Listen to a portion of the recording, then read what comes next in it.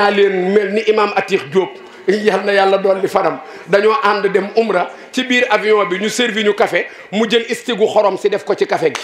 ba pare bàyyi fa suukar sa naan ba yàgg maa ngi moom ñuy waxtaan ci avion bi mu xool ma ni ma mais oustaz mais avion yéeme na ma ni ko ah mu ni ma mais café avion musuma xam ne day saf xorom ma ni ko yaa ko xorom